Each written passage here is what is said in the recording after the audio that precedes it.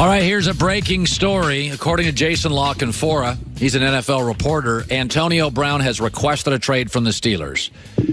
Very unlikely Rooney would capitulate.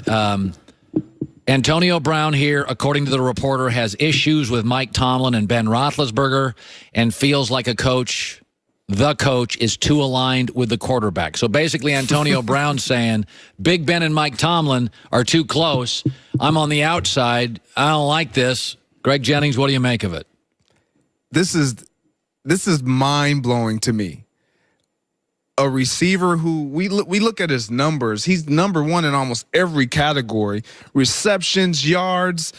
You get as many opportunities and targets as anyone in the National Football League. And I could argue Big Ben is the best deep ball thrower in the league.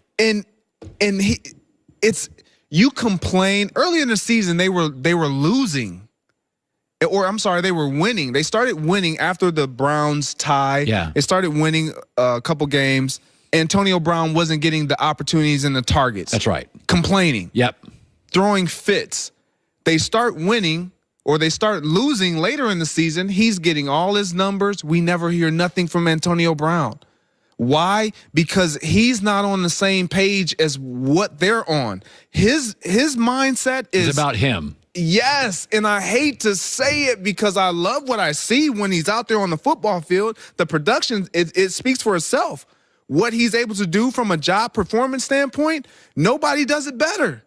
But who you are means a lot more and has more and greater impact than what you can provide for me on the football field. When I look at my guys and I say, hey, I need you to not only be great, but I need you to show these other guys how to be great, both on and off the field. Do you think of Antonio Brown? Absolutely not. Asking for a trade when everything that you could possibly want, you have? Time out. They've got a great deep ball throwing quarterback. They've got a permissive, almost enabling coach who allows you to have personality. I don't get it. You may have as good an organization as the league provides. I mean, if you're a wide receiver and I said, where would you want to play? Wouldn't Pittsburgh be top three? I don't understand it. I don't get it. You saw these cryptic tweets about with the 49ers and all that. Like, if you think this is the misconception, and this is in life, everyone always thinks the grass is greener. No kidding. It's not always. It may look greener because from where you're standing, the sun is shining a little different. But once you get over there, you have a different view of that grass, and now it doesn't look as good as what it was. By the way, you played in Green Bay. Mm-hmm. You went to Miami.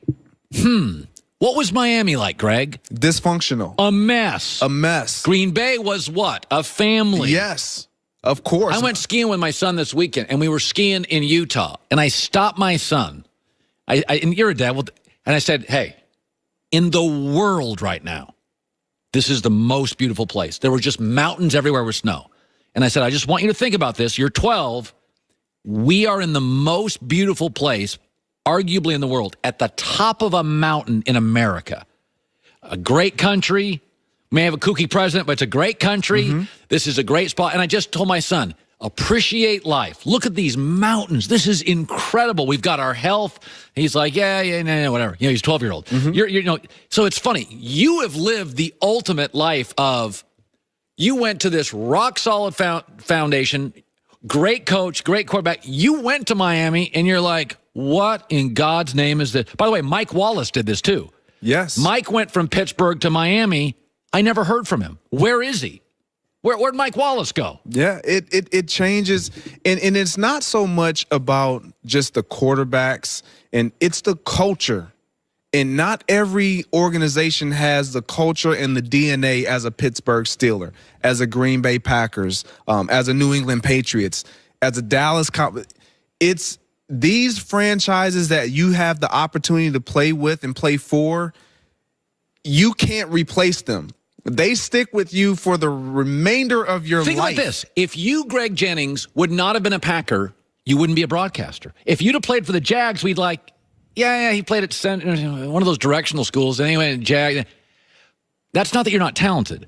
But the fact that you were on my television during playoff games, right, That's how I figured out who's Greg Jennings. Right. I wouldn't know who Donald Driver was if he played with Blake Bortles. We get to watch Antonio Brown every single week with with a Hall of Fame quarterback. Arguably first ballot, we'll see. Look at his highlights. Like he complains, he gets the ball, then I'm fine. Whether we win or lose, it really doesn't matter to me. I could see that when I see him on the sideline in the coat that he desired to wear versus probably having a team issue. He probably had the team issue gear underneath, but like, no, I want to wear what I want to wear.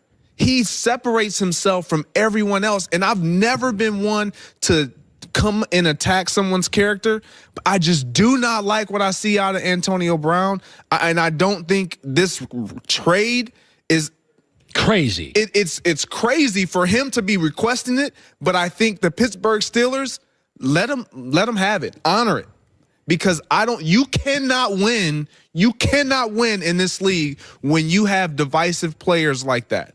By the way, I wasn't trying to criticize you. I'd still like you. No, I know that. But being a Packer was good for you. No, 100%. I agree. Yeah. I didn't get. Yeah, I just, I want us to be cool, real. Yeah, we're Happy New Year. Happy New Year to you too.